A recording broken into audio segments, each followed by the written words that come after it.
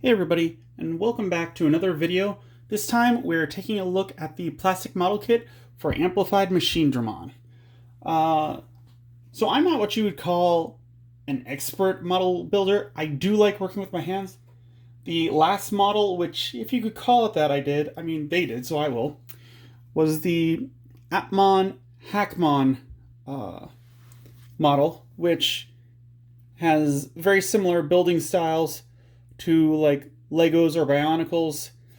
This one is far superior. And before this, it was probably the late 90s, early 2000s Gundam model kits for the Gundam Wing. That said, I wanted to make sure I did this one right, being a more complicated model. So I went out to a craft store and I bought like $50 worth of tools and just being like, all right, I'm probably going to want to paint parts. There's things I'm probably going to want to do to make this look good. So I should gear up and prepare for it. I ended up returning almost all that stuff because this guy out of the box looks pretty nice already. All in all, I only paid like $12 for the supplies that I needed to get this guy together, which, just so that you are aware, I got a sprue cutter for getting it nicely cut off the plates. Because again, last time I did a real model was back in the late 90s, early 2000s, and those I just kind of like twisted off the plates, and that leaves some like white marks or ruins the perfect edge of the piece.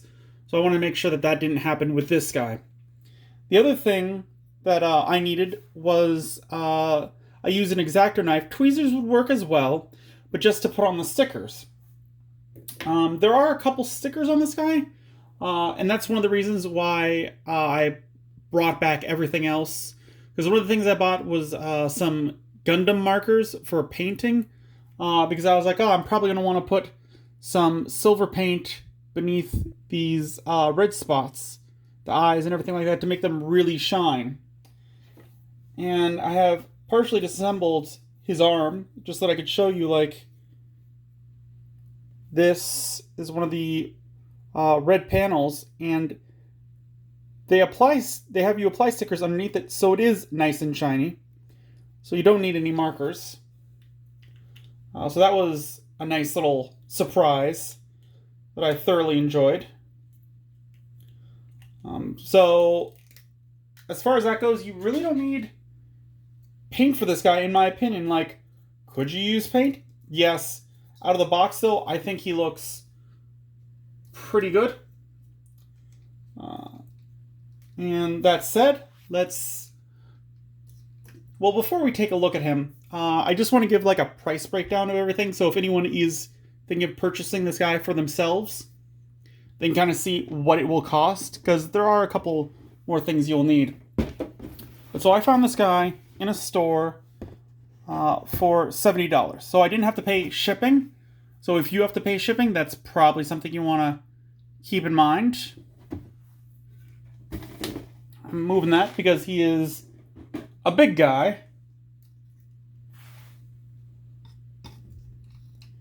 There he is. Like I said, he's tall. Like, he is a good size one. Like, just to give you an idea, this is like a standard card from the game. And you can see, like, he's about like 2.5 times that size. Like, he's a bit, like, you can see him next to Hackmon, and he is dwarfing him.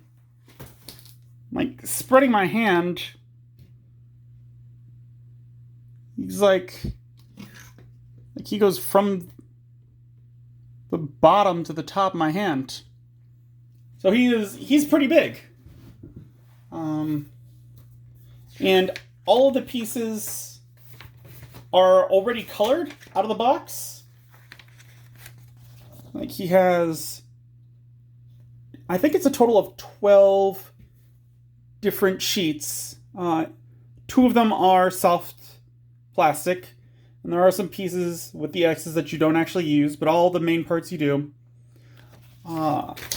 It comes in 4 different colors, I want to say, because there's the dark, there's the light, well, I guess 5, because there's the translucent, and then there's also, in his abdomen, you got that red and that blue.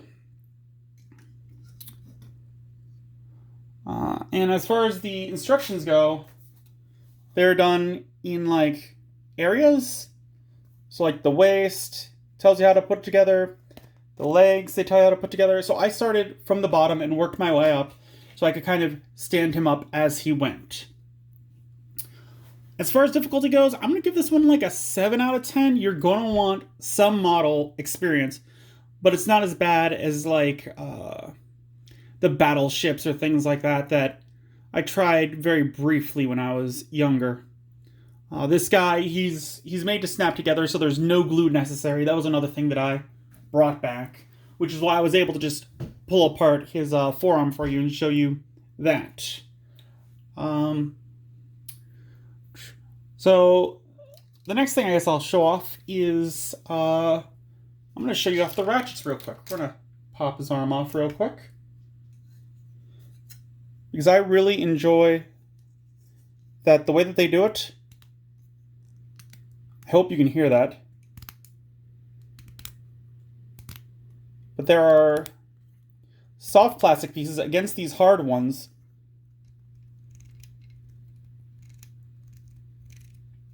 So that actually makes a ratcheting system.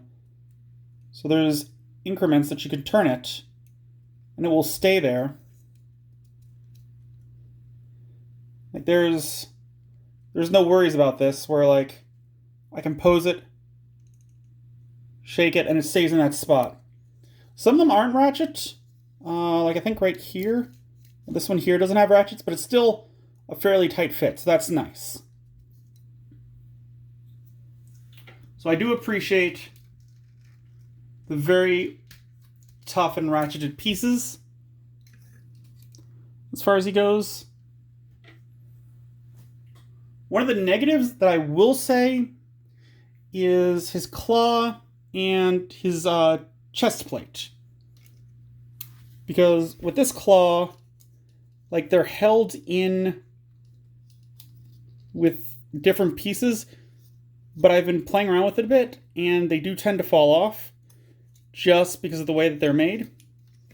And it's the same type of connectors with the chest piece, where it's just like they pop off because it's just like clip holding in, which is mildly disappointing, but it's good for posing, I suppose. Speaking of which, let's go over the articulation of this guy in case you are interested.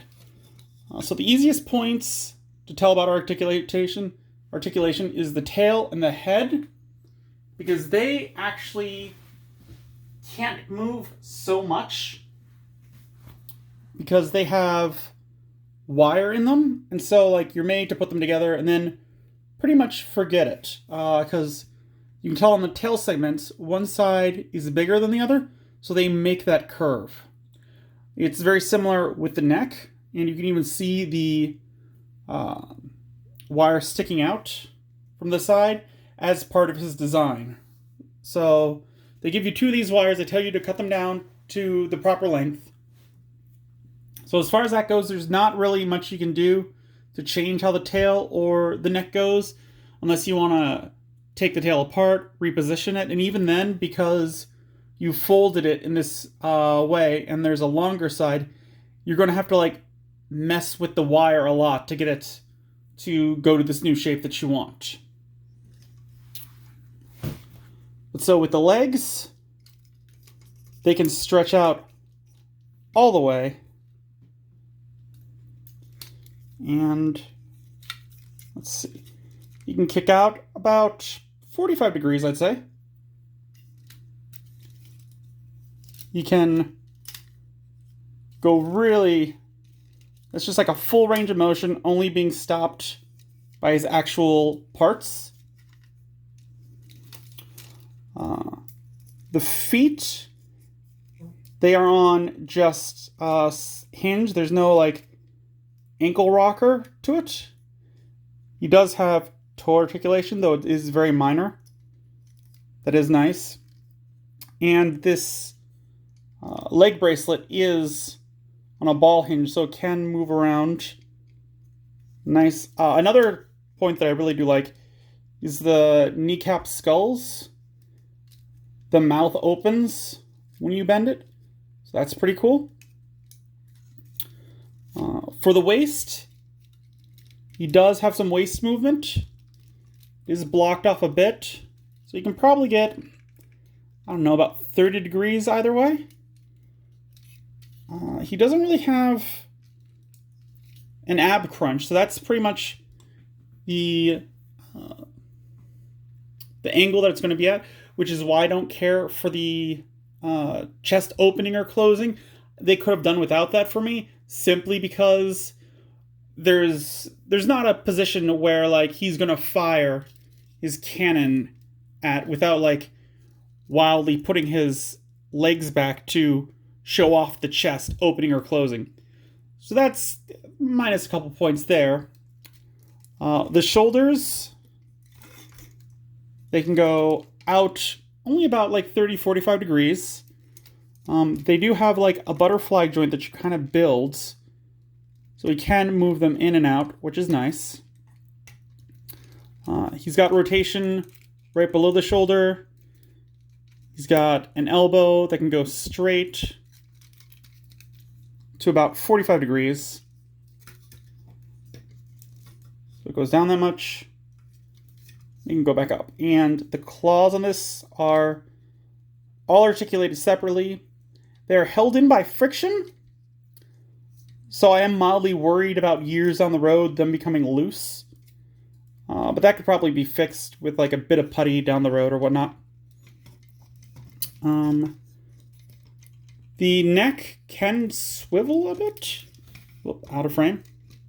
The neck can swivel a bit. So you can get it going side to side a bit. Same with the head on top. It can turn. Just a tad. The jaw can close and open.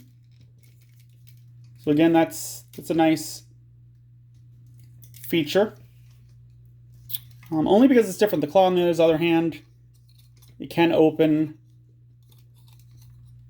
Like I said, it is like a different shape, so you can get a little twist out of it. But you're not going to be able to give like a full 360 turn. Other than that, the other side is the exact same. As for his Giga Cannons, they are on ball joints right there. So you can get them to go in pretty wild directions. On that note, you can also take off the Giga Cannons, and it looks real natural to me without them. So if you wanted to do a custom, which I have seen someone on a group do, of the Agumon versus Dundevamon, where he like kind of spirit showed off Machinedramon. That one didn't have cannons. You could totally custom paint it, remove the cannons, and use it for that. So that's going over his articulation. So you're not going to get the most dynamic poses only because of the limited joints, but I feel like that's acceptable because I'm expecting something similar to like T-Rex kind of articulation rather than like human articulation. That said, one of the things that I do have to comment on is he does kind of fall over if you're not careful. So I would suggest getting a stand. The port for the stand to plug in is right underneath, and you can just pop it open and put the stand in there. Ah, there we go. See, one of the claw pieces just kind of fell out. Like I said, I'm not happy about that, but it could be much worse.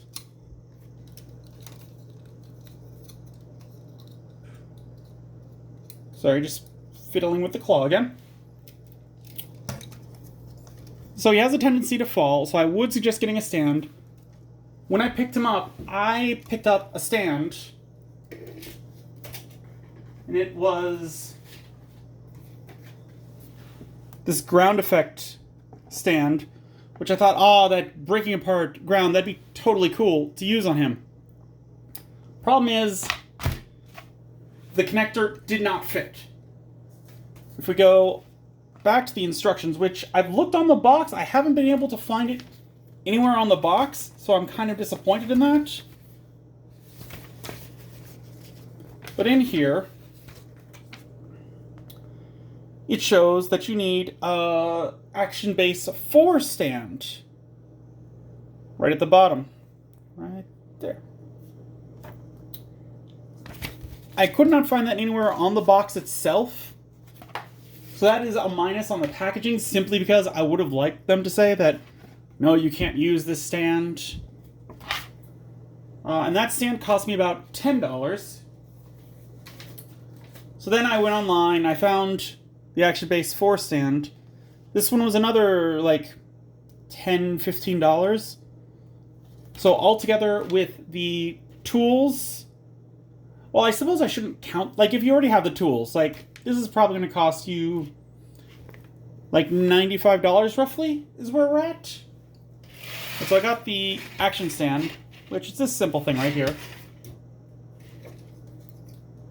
Like I said, you just have to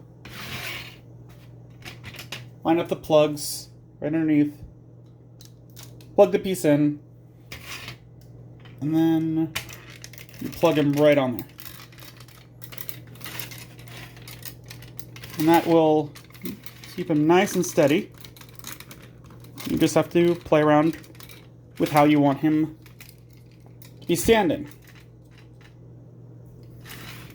So this right here is probably about $85.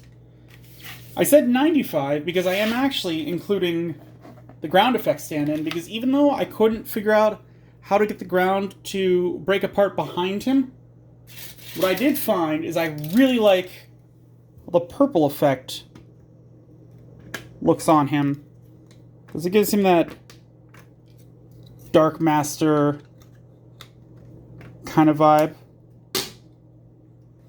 where he's just like overbearing, very powerful. And I think it adds a lot to the figure to be able to do this.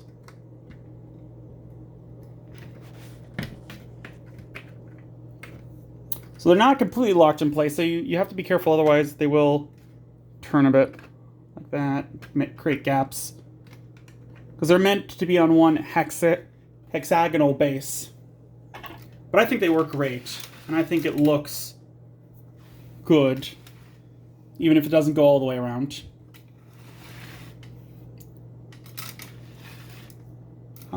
So final thoughts on this guy. Would I suggest it? If you are a fan of Machinedramon or the Dark Masters, I would totally say go for it. He's a very fun figure. He took me about 4 hours to put together. So that is a fair amount of time. But I thoroughly enjoyed it. Like I said, the only minuses that I have are the claw and the chest and some of the articulation. But again, I expect as much from something that stands like a dragon and not like a human for the posability. So that's going to finish up this guy.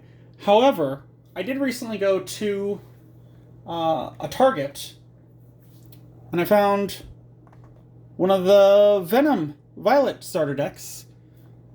And I'm not going to unbox the deck right now. We might save that for later, but it does come with a booster pack. And a single booster pack is not worth its own video. But I can tack it on the end of this one. Why not? Let's see. And it is one of the Great Legends packs, of course.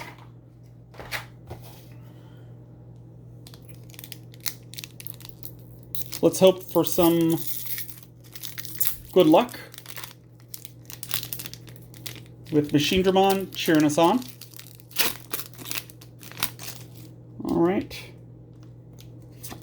It's not upside down, so that means it's not from that same batch that we got before. We got Agumon. I can't remember how to say that guy's name. Lilomon. Ooh, another Neo Devimon. That's the dark energy I'm asking for.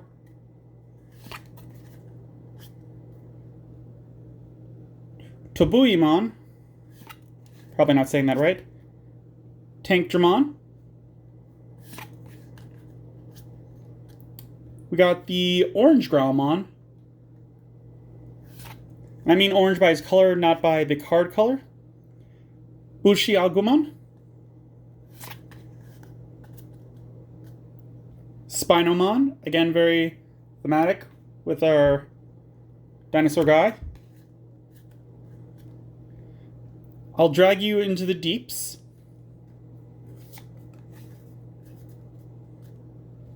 We got Marcus Damon. And for final, we got Gogmamon. Nice one, super rare. I'll accept that. It's not the best super rare. But a super rare in a pack that I got in a deck, that's always a plus to me. So with that said, that is my review for the Machinedramon Amplified model kit. Let me know what you think down below. If you liked it, if you didn't like it, comments about it. If you would like to see me try the Omegamon kit, because I have found one store with that in. I'm not a huge fan of it, but maybe I'll try and build that one if you all did enjoy this. Subscribe if you're not already, and until then, I will see you next time.